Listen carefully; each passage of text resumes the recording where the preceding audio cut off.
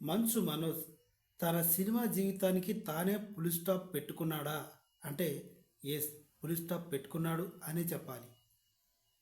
మోహన్ బాబు గారి కొడుకుగా ఆయనకి సమానంగా ముగ్గురు పిల్లలతో సమానంగా స్వేచ్ఛనిచ్చాడు. ముగ్గురు పిల్లల్ని సమానంగానే ట్రీట్ చేశాడు. ఒక ఉదాహరణ చెప్తాను.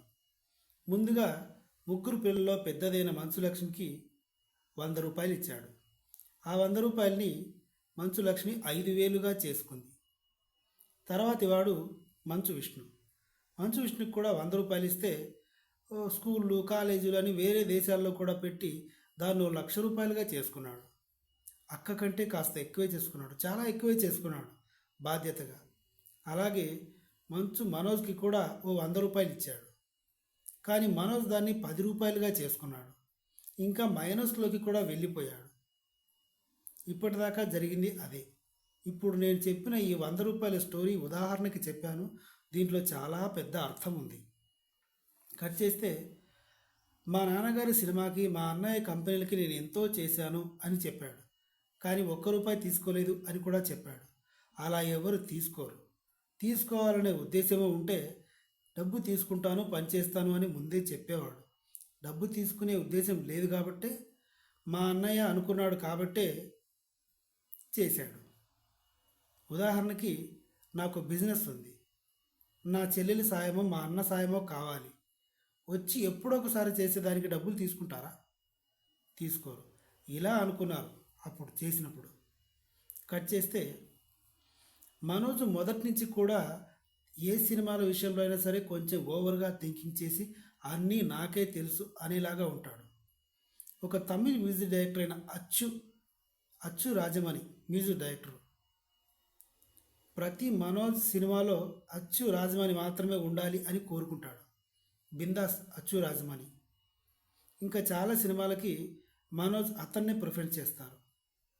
ఫైట్ మాస్టర్స్ ఎవరైనా పెడితే వద్దు నేనే చేస్తాను అంటాడు. యాక్చువల్గా మనోజ్కి కూడా మార్షల్ ఆర్ట్స్ తెలుసు, కుంఫు కరాటే తెలుసు. కాబట్టి బడ్జెట్లో సేఫ్ జోన్లో ఉండొచ్చు అనే ఉద్దేశంతో అని మనం అనుకోవచ్చు. ఫైట్స్ మాత్రమే కాదు, సాంగ్స్ కంపోజింగ్ కూడా నేనే చేస్తా అంటాడు. డైలాగ్స్ కూడా నేనే రాస్తాను అంటాడు. ఇలాంటివన్నీ మోహన్ బాబు గారికి, విష్ణుకి నచ్చలేదు. పోనీ మనోజ్కి చిన్నప్పటి నుంచి న్యాయం చేయట్లేదా అంటే, అలా చేయకుండా ఉండడానికి మనోజ్ ఏం పరాయివాడు కాదు. రక్తం పంచుకు పుట్టిన కొడుకు. తల్లులు మాత్రమే వేరు. పక్కన పెట్టే అవకాశమే లేదు. అందులో పరువుకి, ప్రేమకి, ప్రతిష్టకి ప్రాణమిచ్చే మోహన్ బాబు గారు అలా ఎప్పటికీ చేయరు. మీరు చూసుకుంటే పెదరాయుడు లాంటి బ్లాక్ బ్లాస్టర్ సినిమాని ప్రజెంట్ చేసింది మంచు మనోజే. మీరు చూసుకుంటే పెదరాయుడు సినిమా పోస్టర్లో చూసుకుంటే ముందుగా టైటిల్ పైన మాస్టర్ మంచు మనోజ్ సమర్పించు అని ఉంటుంది. ఇలా చాలా సినిమాలకి మనోజ్కి 5 years ఉన్నప్పుడే ప్రజెంటెడ్ బై మంచు మనోజ్ అని చాలా సినిమాలకు ఉంటాయి. దీన్ని బట్టి ఏమర్థం చేసుకోవచ్చు? 1 లైన్లో చెప్తాను.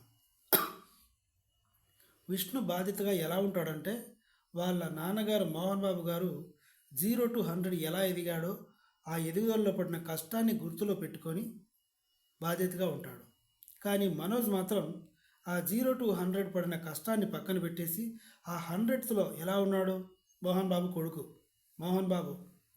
ఇలా ఆయన మంచు మనోజ్ బిహేవ్ చేస్తాడు. సో దీనివల్ల ఈరోజు సినిమా ఇండస్ట్రీలో బయట నుంచి నిర్మాతలు ఎవరైనా వస్తే మోహన్ బాబు గారు కానీ మంచు విష్ణు కానీ అడ్డుపడకుండా ఉంటారని గ్యారంటీ ఏంటి? కాబట్టి సినిమా జీవితానికి ఫుల్ స్టాప్ పడ్డట్టే. వీడియో నచ్చితే సబ్స్క్రైబ్ చేయండి. Thank you so much.